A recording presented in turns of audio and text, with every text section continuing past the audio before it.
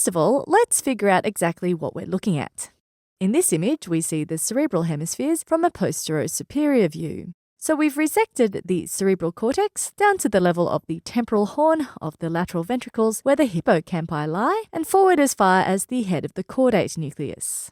In the center, you can see the thalamus highlighted in green, remembering that we're looking at it from a posterior perspective.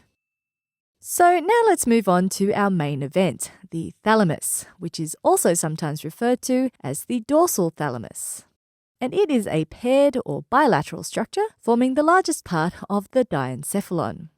To refresh your memory, the diencephalon is formed from the thalamus, the epithalamus, the hypothalamus, and the prethalamus.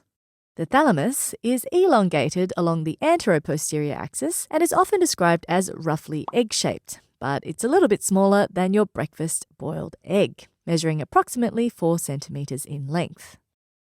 The medial surfaces of the thalami are usually connected by an interthalamic adhesion. It is not known whether any fibers cross over to the other side, so that's why we don't call it a commissure.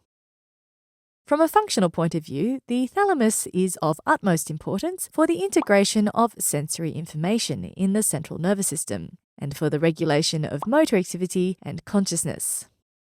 In order to play all these roles harmoniously, the thalamus is located between the cerebral cortex and the brainstem. And you could say that the thalamus is the central gateway to the cerebral cortex, since the majority of sensory information that comes into the brain passes through the thalamus.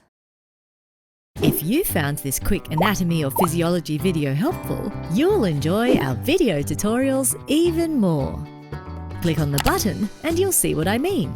We have hundreds of videos available to our premium members, not to mention all the fun quizzes, complete articles, and atlas sections to solidify your knowledge. Click on the button in the middle to watch the full-length video and master anatomy and physiology.